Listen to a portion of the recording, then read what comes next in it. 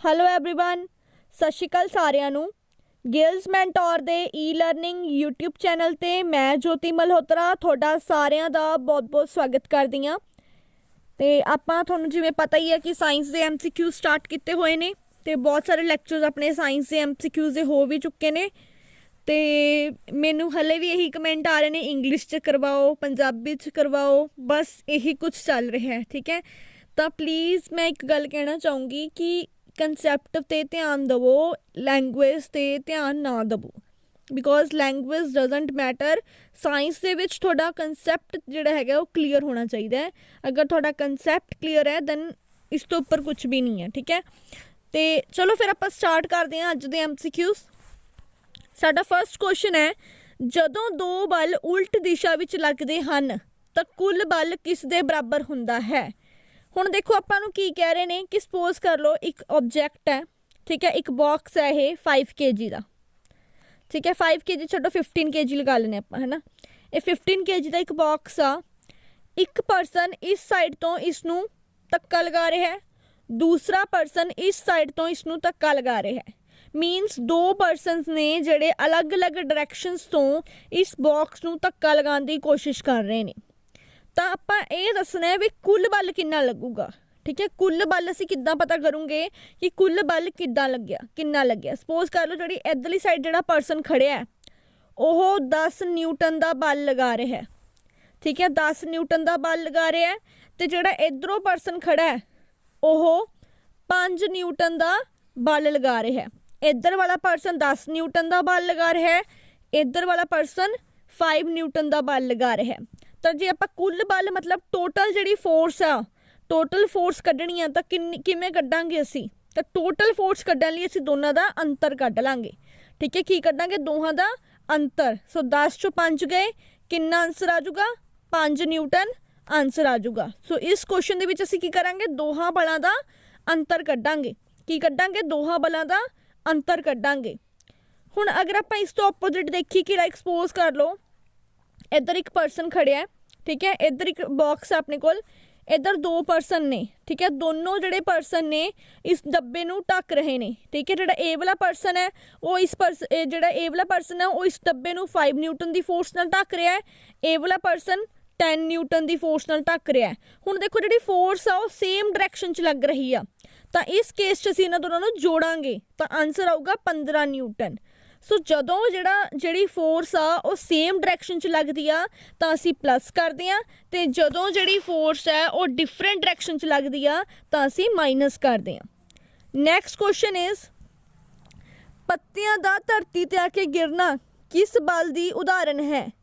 ਪੱਤਿਆਂ ਦਾ ਧਰਤੀ 'ਤੇ ਆ ਕੇ ਗਿਰਨਾ ਕਿਸ ਬਲ ਦੀ ਉਦਾਹਰਨ ਹੈ।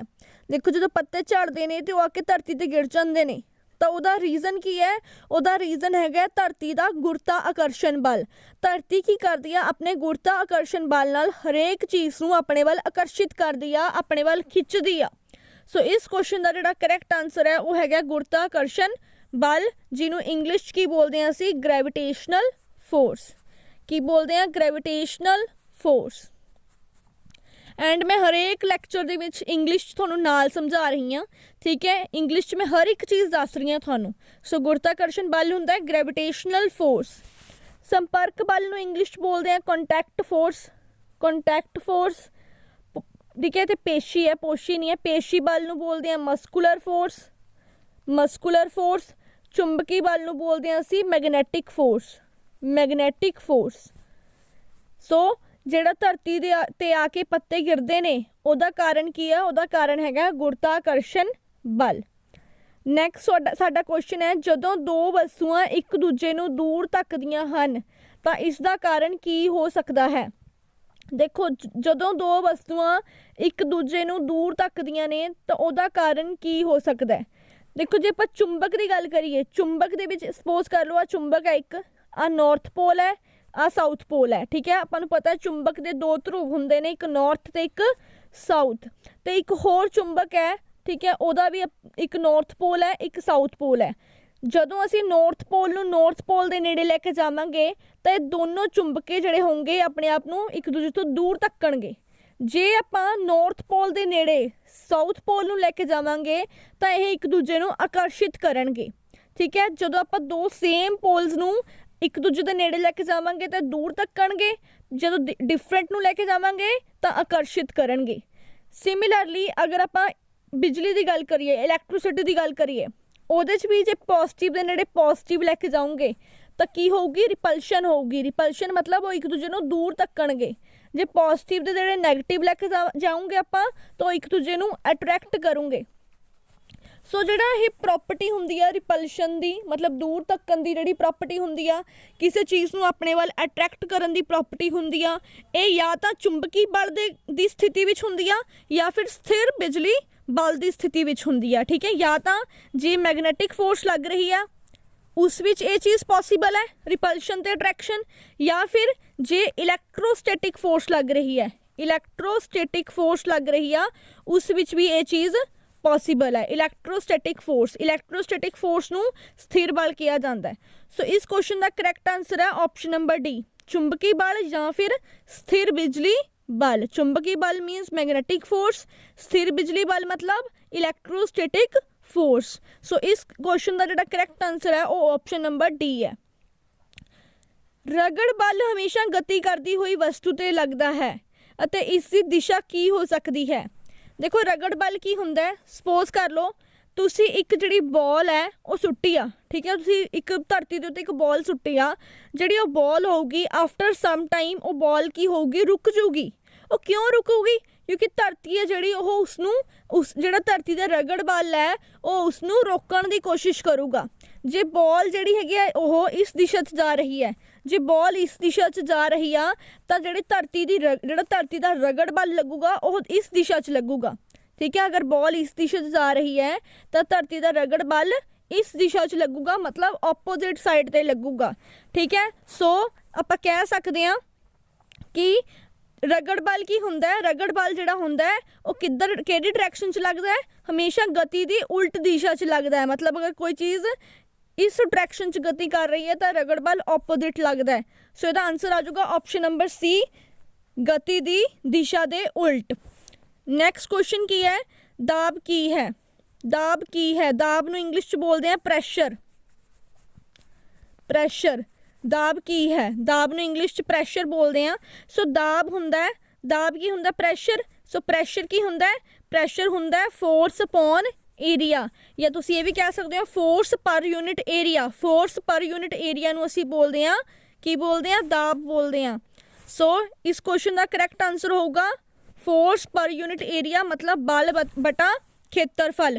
बल नूं असीं इंग्लिश फोर्स कहने अपॉन खेत्रफल, बल बटा खेत्रफल। एक गल याद रख लो, जिन्ना खेत्रफल ज़्यादा होगा, जिन्ना खेत्रफल ज़्यादा होगा उन्ना बल घट लगूगा। जिन्ना खेत्रफल ज़्यादा होगा, सॉरी नॉट बल, दाब। जिन्ना खेत्रफल ज़्यादा होगा, जिन्ना खेत्रफल ज़्यादा होगा उन्ना दाब घट लगूगा। ठीक है, जिन्ना खेत्रफल ज़्यादा होगा उन्ना दाब घट लगूगा। ਇਹਦਾ मतलब ਕੀ ਆ? ਇਹਦਾ मतलब ਇਹ ਆ ਕਿ ਜਿਵੇਂ ਸਪੋਜ਼ ਕਰ ਲਓ ਤੁਸੀਂ ਦੇਖਿਆ ਹੋਣਾ ਜਿਹੜੇ ਸਕੂਲ ਬੈਗਸ ਹੁੰਦੇ ਨੇ, ਸਕੂਲ ਬੈਗਸ ਦੀ ਜਿਹੜੀ ਤਣੀਆਂ ਹੁੰਦੀਆਂ ਨੇ ਉਹ ਹਮੇਸ਼ਾ ਚੌੜੀਆਂ ਬਣਾਈਆਂ ਜਾਂਦੀਆਂ ਨੇ। ਉਹਦਾ ਰੀਜ਼ਨ ਇਹੀ ਆ ਕਿਉਂਕਿ ਦੇਖੋ ਜੋ ਚੌੜੀਆਂ ਤਣੀਆਂ ਹੋਣਗੀਆਂ ਉਹਦੇ ਨਾਲ ਖੇਤਰਫਲ ਵਧੂਗਾ, ਖੇਤਰਫਲ ਵਧੂਗਾ ਤਾਂ ਦਾਬ ਕੀ ਲੱਗੂਗਾ? ਘੱਟ। मतलब ਜਿਹੜਾ ਬੱਚਾ ਹੋਊਗਾ ਉਹਦੇ ਮੋਢਿਆਂ 'ਤੇ ਪ੍ਰੈਸ਼ਰ ਜਿਹੜਾ ਹੈ ਉਹ ਘੱਟ ਲੱਗੂਗਾ, ਉਹ ਈਜ਼ਲੀ ਜਿਹੜਾ ਬੈਗ ਹੈ ਉਹਨੂੰ ਕੈਰੀ ਕਰ ਸਕੂਗਾ। ਸੋ ਇਹ ਨੈਕਸਟ ਕੁਐਸਚਨ ਇਜ਼ ਵਾਯੂਮੰਡਲੀ ਦਾਬ ਨੂੰ ਮਾਪਣ ਲਈ ਕਿਹੜਾ ਯੰਤਰ ਵਰਤਿਆ ਜਾਂਦਾ ਹੈ? ਵਾਯੂਮੰਡਲੀ ਦਾਬ ਨੂੰ ਮਾਪਣ ਲਈ ਕਿਹੜਾ ਯੰਤਰ ਵਰਤਿਆ ਜਾਂਦਾ ਹੈ? ਵਾਯੂਮੰਡਲੀ ਦਾਬ ਨੂੰ ਆਪਾਂ ਇੰਗਲਿਸ਼ ਕੀ ਬੋਲਦੇ ਹਾਂ? ਐਟਮੋਸਫੇਰਿਕ ਪ੍ਰੈਸ਼ਰ। ਐਟਮੋਸਫੇਰਿਕ ਪ੍ਰੈਸ਼ਰ। ਸੋ ਐਟਮੋਸਫੇਰਿਕ ਪ੍ਰੈਸ਼ਰ ਨੂੰ ਮਾਪਣ ਲਈ ਕਿਹੜਾ ਯੰਤਰ ਵਰਤਿਆ ਜਾਂਦਾ ਹੈ? ਸੋ ਇਸ ਨੂੰ ਮਾਪਣ ਲਈ ਵਰਤਿਆ ਜਾਂਦਾ ਹੈ ਬੈਰੋਮੀਟਰ। ਕਿਹੜਾ ਯੰਤਰ ਵਰਤਿਆ ਜਾਂਦਾ ਹੈ? Barometer. Next question is pascal किसकी इकाई है? पास्कल किसकी इकाई है? सो पास्कल जो है वह दाब की इकाई है। दाब आप पिछे पढ़ के चुके हैं, फोर्स अपॉन एरिया। फोर्स की यूनिट की होंगी? न्यूटन। एरिया की यूनिट होंगी मीटर स्क्वेयर। सो दाब की यूनिट बन गई न्यूटन पर मीटर स्केयर और इनू असी होर की बोलते हैं पास्कल। थोनू ये भी पूछा जा सकता है कि पास्कल नू आपां होर की कह सकते हैं, पास्कल नू असी न्यूटन पर मीटर स्केयर भी कह सकते हैं। सो ये की है दाब की इकाई है, दाब मीनस प्रैशर, प्रैशर की यूनिट है ये। नैक्सट क्वेश्चन इज रगड़ की है, रगड़ का मतलब की होंदा है फ्रिक्शन, फ्रिक्शन, फ्रिक्शन फोर्स जिन्हों असी कहने रगड़ बल जिन्हों असी कहने रगड़ की है, एक संपर्क बल मतलब कॉन्टैक्ट फोर्स, ठीक है, असंपर्क बल, चुंबकी बल मैगनैटिक फोर्स, स्थिर बिजली बल। देखो रगड़ कदों लगती है, रगड़ उदों ही लगती है जो एक दो जिहड़ियां चीज़ां ने आपस दे विच टच विच हुंदियां ने, आपस दे विच संपर्क च हुंदियां ने। तो रगड़ की है, रगड़ एक संपर्क बल है मतलब कॉन्टैक्ट फोर्स है। और रगड़ नूं किस तरीके नाल घट किया जा सकता है, मतलब जिहड़ी फ्रिक्शन है उसनूं किद्दां असीं घट कर सकते हैं, किद्दां डिक्रीज़ कर सकते हैं। तुसीं देखिया होना कि जदों आपां मशीनां चलाउने आ, कोई भी मशीन है आफ्टर सम टाइम जिहड़ी हैगी उहनूं जर लग जाती है या जिहड़ी हैगी रगड़ कारण वो काम करना बंद कर दिंदियां ने या वो स्लो चलनियां शुरू हो जांदियां ने।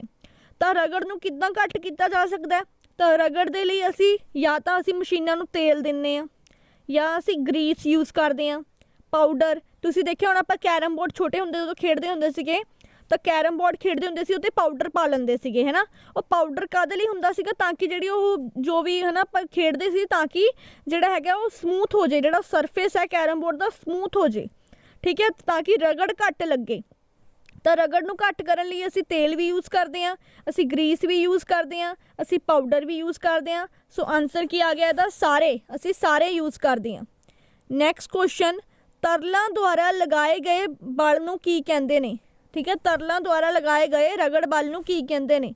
तरल का मतलब की हुंदा है लिक्विड, ठीक है, कि जिहड़ी फोर्स लिक्विड द्वारा लगाई जाती है, जिहड़ा बल लिक्विड द्वारा लगाया जाता है, लिक्विड फोर्स जिहड़ी हुंदी आ उसनूं असीं की कहंदे आ, ठीक है, लिक्विड फोर्स नूं असीं की कहंदे आ, उसनूं असीं बोलदे आ खिच। की बोलते हैं खिच। लिक्विड फोर्स किनू कहने असी, ठीक है, लिक्विड फोर्स असी खिच नू कहने हैं और इंग्लिश च बोलते हैं असी ड्रैग। की बोलते हैं ड्रैग, ठीक है, जी लिक्विड जी फोर्स लगाते हैं उन्होंने असी ड्रैग बोलते हैं। लिक्विड द्वारा लगाई गई फोर्स नू ड्रैग बोलिया जाता है। नैक्सट क्वेश्चन इज तेल डुले फर्श उत्ते चलना क्यों मुश्किल होंदा है। देखो जो तेल होंदा है, तेल के डुलन के नाल जिहड़ा फर्श आ बहुत ज़्यादा समूथ हो जाता है। तो समूथ होने का मतलब वो अंदर जो रगड़ बल है वो घटूगा कि वधूगा, घटूगा, ठीक है। जो फर्श समूथ हो गया तो वह रगड़ बल घट जाता है। तो इस क्वेश्चन का आंसर है कि वह रगड़ बल घट जाता है। नैक्सट क्वेश्चन इज कमानीदार तुला किस नूं मापन लई वरत्या जाता है। कमानीदार तुला किस नूं मापन लई वरत्या जाता है, इनू इंग्लिश बोलते हैं असी spring balance. Spring balance is use to measure, spring balance किनू मैजर करता है। सो स्प्रिंग बैलेंस किनू मैजर करता होंदा है, स्प्रिंग बैलेंस पुंज नू मैजर करने लिए आपां यूज़ करते हैं। पुंज मीनस मास। सो मास नू मैजर करने लिए असी की यूज़ करते हैं, स्प्रिंग बैलेंस। की यूज़ करते हैं, स्प्रिंग बैलेंस। पंजाबी च की बोलते हैं, कमानीदार तुला। नैक्सट क्वेश्चन इज धुनी दी खिच दा कित्थों पता लगता है। इट इज़ नॉट खिच, इट इज़ पिच, ठीक है, पिच है ना कि खिच। तो इत्थे वर्ड गलत लिखा होया है, टाइपिंग मिसटेक, पिच, पिच है नॉट खिच, ठीक है। धुनी दी पिच दा कित्थों पता लगता है, प्लीज़ सही कर लियो। धुनी दी पिच कह रहे हैं, ठीक है, पिच, इनू इंग्लिश भी पिच ही बोलते हैं, PITCH, पिच।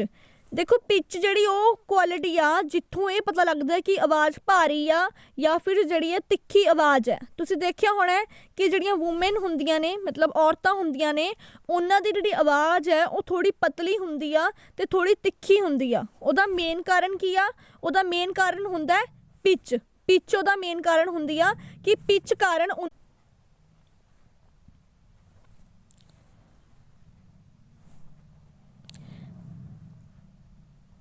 सो धुनी की पिच कारण ही जी आवाज़ है या तिखी होंगी आ या वह भारी होंगी आ। जिन्नी जी पिच आ वह ज़्यादा होगी उन्नी आवाज़ है जी पतली होगी, जिन्नी पिच घट होगी उन्नी ही आवाज़ है जी मोटी होगी। तो पिच डिपेंड किते करती आ, ਪਿਚ ਜਿਹੜੀ ਹੁੰਦੀ ਆ ਉਹ ਫ੍ਰੀਕੁਐਂਸੀ ਤੇ ਡਿਪੈਂਡ ਕਰਦੀ ਆ। ਕਿਹਦੇ ਤੇ ਡਿਪੈਂਡ ਕਰਦੀ ਆ? ਫ੍ਰੀਕੁਐਂਸੀ, ਜਿਹਨੂੰ ਅਸੀਂ ਕੀ ਬੋਲਦੇ ਆ? ਆਵਿਰਤੀ ਬੋਲਦੇ ਆ। ਦੇਖੋ ਫ੍ਰੀਕੁਐਂਸੀ ਦੇ ਵਿੱਚ ਦੇਖੋ, ਜਿਵੇਂ ਸਪੋਜ਼ ਕਰ ਲਓ ਇਹ ਆ ਇੱਕ ਇਹ ਵਾਲੀ ਆਪਣੇ ਕੋਲ ਸਾਊਂਡ ਹੈ, ਠੀਕ ਹੈ, ਇੱਕ ਇਹ ਆ। ਹੁਣ ਇਹਦੇ ਵਿੱਚ ਦੇਖੋ, ਇਹਦੇ ਵਿੱਚ ਜਿਹੜੀ ਫ੍ਰੀਕੁਐਂਸੀ ਆ ਇਹ 'ਚ ਇੱਕ ਸਾਈਕਲ ਆ ਹੋ ਗਿਆ, ਆ ਦੂਜਾ ਸਾਈਕਲ, ਆ ਤੀਜਾ ਸਾਈਕਲ। ਇੱਥੇ ਫ੍ਰੀਕੁਐਂਸੀ ਕਿੰਨੀ ਆ? 3 ਆ, 3 ਹਰਟਜ਼ ਆ, ਠੀਕ ਹੈ। ਇੱਥੇ ਇੱਕ ਸਾਈਕਲ ਆ ਹੋ ਗਿਆ, ਇੱਕ ਸਾਈਕਲ ਆ ਹੋ ਗਿਆ, ਮੀਨਸ ਇੱਥੇ ਫ੍ਰੀਕੁਐਂਸੀ 2 ਹੈ। ਜਿੱਥੇ ਜਿੰਨੀ ਜ਼ਿਆਦਾ ਫ੍ਰੀਕੁਐਂਸੀ ਆ ਉਨੀ ਜ਼ਿਆਦਾ ਪਿਚ ਹੋਊਗੀ, ਜਿੰਨੀ ਫ੍ਰੀਕੁਐਂਸੀ ਘੱਟ ਹੋਊਗੀ ਉਨੀ ਪਿਚ ਵੀ ਘੱਟ ਹੋਊਗੀ, ਤੇ ਜਿੰਨੀ ਪਿਚ ਜ਼ਿਆਦਾ ਹੋਊਗੀ ਉਨੀ ਹੀ ਆਵਾਜ਼ ਤਿੱਖੀ ਹੋਊਗੀ, ਜਿੰਨੀ ਪਿਚ ਘੱਟ ਹੋਊਗੀ ਉਨੀ ਹੀ ਆਵਾਜ਼ ਮੋਟੀ ਹੋਊਗੀ। ਸੋ ਇਸ ਕੁਐਸਚਨ ਦਾ ਕਰੈਕਟ ਆਨਸਰ ਹੈ ਫ੍ਰੀਕੁਐਂਸੀ। ਕੀ ਕਰੈਕਟ ਆਨਸਰ ਹੈ ਇਸ ਕੁਐਸਚਨ ਦਾ? ਕਰੈਕਟ ਆਨਸਰ ਹੈ ਫ੍ਰੀਕੁਐਂਸੀ। ਸੋ ਧੁਨੀ ਦੀ ਜਿਹੜੀ ਪਿਚ ਆ ਉਹ ਆਵਿਰਤੀ ਤੇ ਡਿਪੈਂਡ ਕਰਦੀ ਆ, ਮਤਲਬ ਫ੍ਰੀਕੁਐਂਸੀ ਤੇ ਡਿਪੈਂਡ ਕਰਦੀ ਆ। ਨੈਕਸਟ ਕੁਐਸਚਨ ਇਜ਼ ਧੁਨੀ ਦੀ ਪ੍ਰਬਲਤਾ ਕਿਸ ਉੱਤੇ ਨਿਰਭਰ ਕਰਦੀ ਹੈ? ਪ੍ਰਬਲਤਾ ਦਾ ਮਤਲਬ ਹੁੰਦਾ ਹੈ ਲਾਊਡਨੈਸ, ਕਿ ਕੋਈ ਸਾਊਂਡ ਕਿੰਨੀ ਲਾਊਡ ਆ, ਉਹਦੀ ਜਿਹੜੀ ਲਾਊਡਨੈਸ ਹੈ ਉਹ ਕਿਸ ਚੀਜ਼ ਤੇ ਡਿਪੈਂਡ ਕਰਦੀ ਆ। ਤਾਂ ਜਿਹੜੀ ਲਾਊਡਨੈਸ ਹੁੰਦੀ ਆ ਉਹ ਹਮੇਸ਼ਾ ਐਂਪਲੀਟਿਊਡ ਤੇ ਡਿਪੈਂਡ ਕਰਦੀ ਆ। ਕਿਹਦੇ ਤੇ? ਐਂਪਲੀਟਿਊਡ। ਦੇਖੋ ਸਾਊਂਡ ਕਿੱਦਾਂ ਪ੍ਰੋਡਿਊਸ ਹੁੰਦੀ ਹੈ? ਜਦੋਂ ਪਾਰਟੀਕਲਸ ਵਾਈਬ੍ਰੇਟ ਕਰਦੇ ਨੇ, ਠੀਕ ਹੈ। ਜਿਵੇਂ ਹੁਣ ਸਪੋਜ਼ ਕਰ ਲਓ ਆਪਣੇ ਕੋਲ ਮੈਂ 2 ਡਾਇਗਰਾਮ ਦਿਖਾਉਂਦੀ ਹਾਂ ਤੁਹਾਨੂੰ। ਜਿਵੇਂ ਇੱਕ ਇਹ ਡਾਇਗਰਾਮ ਹੈ, ਠੀਕ ਹੈ, ਇੱਕ ਇਹ ਡਾਇਗਰਾਮ ਹੈ। ਇਹਦੇ ਵਿੱਚ ਦੇਖੋ ਆਹ ਜਿਹੜੇ ਆਹ ਇੱਥੇ ਤੱਕ ਜਿਹੜੀ ਇਹਦੀ ਕਰਸਟ ਦੀ ਲੈਂਥ ਹੈ ਇਹ ਜ਼ਿਆਦਾ ਹੈ ਨਾ, ਇਹ ਜ਼ਿਆਦਾ ਹੈ। ਇਟ ਮੀਨਸ ਇਹਦਾ ਐਂਪਲੀਟਿਊਡ ਜ਼ਿਆਦਾ ਹੈ, ਤਾਂ ਕਰਕੇ ਇਹਦੀ ਲਾਊਡਨੈਸ ਵੀ ਜ਼ਿਆਦਾ ਹੈ। ਇਹਦੇ ਵਿੱਚ ਦੇਖੋ ਬਹੁਤ ਛੋਟੀ ਹੈ, ਠੀਕ ਹੈ, ਇਹਦੇ ਵਿੱਚ ਪਾਰਟੀਕਲ ਜ਼ਿਆਦਾ ਉੱਪਰ ਨਹੀਂ ਗਿਆ, ਬਹੁਤ ਛੋਟੀ ਇਹਦੀ ਜਿਹੜੀ ਹਾਈਟ ਹੈ ਬਹੁਤ ਛੋਟੀ ਆ। ਇਟ ਮੀਨਸ ਇਹਦੀ ਜਿਹੜੀ ਲਾਊਡਨੈਸ ਆ ਉਹ ਘੱਟ ਹੈ, ਠੀਕ ਹੈ। ਮਤਲਬ ਇਹਦਾ ਐਂਪਲੀਟਿਊਡ ਘੱਟ ਹੈ ਤਾਂ ਇਟ ਮੀਨਸ ਲਾਊਡਨੈਸ ਵੀ ਘੱਟ ਹੈ, ਠੀਕ ਹੈ। ਬਾਕੀ ਤੁਹਾਨੂੰ ਆ ਸਭ ਕੁਝ ਯਾਦ ਰੱਖਣ ਦੀ ਲੋੜ ਨਹੀਂ ਹੈਗੀ, ਬਸ ਤੁਸੀਂ ਇਹ ਯਾਦ ਰੱਖੋ ਕਿ ਧੁਨੀ ਦੀ ਪ੍ਰਬਲਤਾ ਕਿਸ 'ਤੇ ਨਿਰਭਰ ਕਰਦੀ ਆ। ਮਤਲਬ ਜਿਹੜੀ ਧੁਨੀ ਦੀ ਲਾਊਡਨੈਸ ਹੁੰਦੀ ਆ ਉਹ ਕਿਤੇ ਨਿਰਭਰ ਕਰਦੀ ਆ, ਤਾਂ ਉਹ ਨਿਰਭਰ ਕਰਦੀ ਆ ਆਪਣੀ ਕਿਹਦੇ 'ਤੇ ਨਿਰਭਰ ਕਰਦੀ ਆ? ਐਂਪਲੀਟਿਊਡ 'ਤੇ। ਅਤੇ ਐਂਪਲੀਟਿਊਡ ਨੂੰ ਪੰਜਾਬੀ 'ਚ ਕੀ ਬੋਲਿਆ ਜਾਂਦਾ ਹੈ? ਕੰਪਨ ਦਾ ਆਯਾਮ। ਔਰ ਇੰਗਲਿਸ਼ 'ਚ ਬੋਲਦੇ ਹਾਂ ਅਸੀਂ ਐਂਪਲੀਟਿਊਡ।